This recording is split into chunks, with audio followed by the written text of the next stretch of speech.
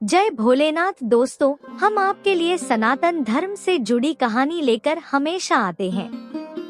आज हम शुंभ निशुंभ और रक्तबीज को मार गिराने के लिए माता दुर्गा ने क्या कुछ किया, इसमें माँ काली एवं माँ चामुंडा की क्या भूमिका रही, इस बारे में जानेंगे। दोस्तों, अगर सनातन धर्म की कहानियों में आपको रुचि है तो इस कहानी को एक लाइक कर दें और यदि आप इस चैनल पर नए हैं तो इसे सब्सक्राइब जरूर कर लें ताकि आपको आगे भी ऐसी कहानियां देखने को मिलती रहे। सुदूर प्राचीन काल की बात है, जब देवताओं और दैत्यों के बीच निरंतर युद्ध छिड़ा रहता था। असुर अपनी शक्ति और मायावी ताकत के बल पर बार बार स्वर्ग लोक पर आक्रमण करते थे। दैत्यों का आक्रमण इतना शक्तिशाली होता था कि देवताओं को पराजित कर देते। असुरों के बढ़ते आतंक से धरती, स्वर्ग और पाताल तीनों लोक त्रस्त हो चुके थे। उन्हीं असुरों में दो अत्यंत बलशाली और क्रूर असुर थे, शुंभ और निशुंभ। इन दोनों ने लगभग 10,000 वर्षों की कठोर तपस्या करके ब्रह्मा जी से अमरता का वरदान प्राप्त करना चाहा। लेकिन ब्रह्मा जी ने उन्हें समझाया कि यह प्रकृति के नियम के खिलाफ है। यहाँ आने वाले हर व्यक्ति को मरना पड़ता है। तुम कोई ऐसा वरदान मांगो जो तुम्हें अमर हो जाने जैसा प्रतीत हो। तब उसने यह सोच कर कि स्त्री तो अबला होती है, वो भला मुझे क्या मार पाएगी, मैं तो उसे यूं ही मसल दूंगा। क्यों न हम यह मांग लें कि हमारे मृत्यु केवल किसी स्त्री के हाथों ही होगी। यह वरदान मांगने पर ब्रह्मा जी के तथास्तु कहते ही वे अत्यधिक अहंकारी और बलशाली हो गए। उन्होंने अपनी विशाल सेना के साथ देवताओं पर ही आक्रमण कर दिया और स्वर्गलोक पर अधिकार कर लिया। इंद्र सहित सभी देवता पराजित होकर पृथ्वी पर आ गए। शुंभ और निशुंभ ने अपनी शक्ति बढ़ाने के लिए सभी दिशाओं में अपने दूत भेजे और समस्त लोकों में अपना प्रभुत्व स्थापित कर लिया।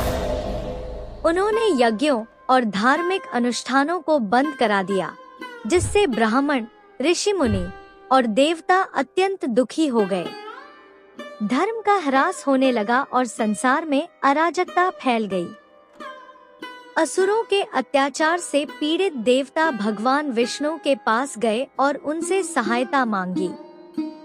भगवान विष्णु ने उन्हें माता पार्वती की शरण में जाने का परामर्श दिया। सभी देवता कैलाश पर्वत पर पहुँचे और वहां माता पार्वती की स्तुति करने लगे। देवताओं की करुण पुकार सुनकर माता पार्वती अत्यंत द्रवित हुई। तभी उनकी दिव्य शक्ति से स्वयं देवी दुर्गा प्रकट हुई। उनका रूप अद्भुत था। उनके अनेक हाथों में विभिन्न दिव्य अस्त्र शस्त्र थे और उनका तेज सूर्य के समान देदीप्यमान था। जब शुंभ निशुंभ को देवी दुर्गा के प्रकट होने का समाचार मिला तो उन्होंने अपने सेनापति चंड और मुंड को देवी के पास भेजा और उन्हें आदेश दिया कि वे देवी को पकड़कर उनके समक्ष लाए। चंड और मुंड अपनी विशाल सेना के साथ देवी के पास पहुँचे और उन्हें आत्मसमर्पण करने को कहा।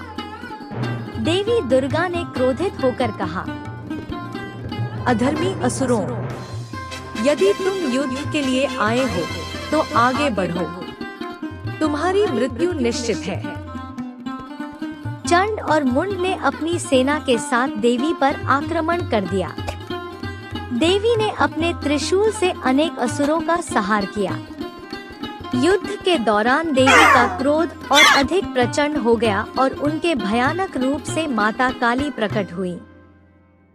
उनका स्वरूप अत्यंत विकराल था। काले रंग का शरीर, गले में नरमुंडों की माला, हाथों में खड्ग और खप्पर और उनकी लाल जिह्वा बाहर निकली हुई थी। उनकी गर्जना से पूरा युद्ध क्षेत्र कांप उठा। माँ काली ने अपने महाक्रोधमयी मुद्रा में चंड और मुंड का संहार कर दिया। तभी से वे चामुंडा के नाम से प्रसिद्ध हुईं। इसके बाद शुंभ और निशुंभ ने रक्तबीज नामक एक अत्यंत भयानक असुर को युद्ध में भेजा। रक्तबीज को यह वरदान प्राप्त था कि उसके शरीर से गिरा हुआ रक्त धरती पर जहाँ जहाँ गिरेगा वहीं उसका एक नया रूप उत्पन्न हो जाएगा। देवी दुर्गा और माँ काली ने उस पर आक्रमण किया, लेकिन जैसे ही रक्तबीज का रक्त धरती पर गिरा वैसे ही हजारों रक्तबीज उत्पन्न हो गए और युद्ध और भी विकराल हो गया। देवता भयभीत हो गए क्योंकि रक्तबीज को हराना असंभव प्रतीत हो रहा था। तब माँ काली ने अपनी जिह्वा फैला दी और जैसे ही देवी दुर्गा ने रक्तबीज पर वार किया, माँ काली ने उसकी हर रक्त बूंद को अपनी जिह्वा पर समेट लिया, जिससे उसका पुनर्जन्म न हो सके। अंततः माँ काली ने अपने खड्ग से रक्तबीज का सिर काट दिया और उसका विनाश कर दिया। रक्तबीज के मारे जाने के बाद शुंभ और निशुंभ अत्यंत क्रोधित हुए और स्वयं युद्ध के मैदान में आ गए। निशुंभ ने देवी पर विशाल गदा प्रहार किया, लेकिन देवी ने अपने खड्ग से उसका प्रहार रोक दिया और वार करते हुए उसे वहीं समाप्त कर दिया।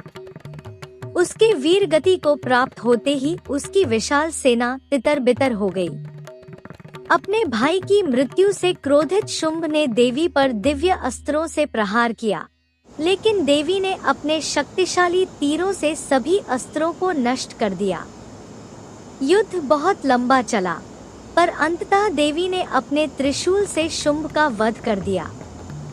जैसे ही शुंभ और निशुंभ गिरे, आकाश में देवताओं ने पुष्प वर्षा की और चारों ओर जय माँ दुर्गा, जय माँ काली के उद्घोष गूंज उठे। शुंभ और निशुंभ के मारे जाने के बाद देवताओं ने माँ काली और माँ दुर्गा की स्तुति की और उनका आभार प्रकट किया। इस प्रकार माँ काली के प्रचंड रूप ने दुष्ट असुरों का अंत कर देवताओं और पृथ्वी पर धर्म की स्थापना की।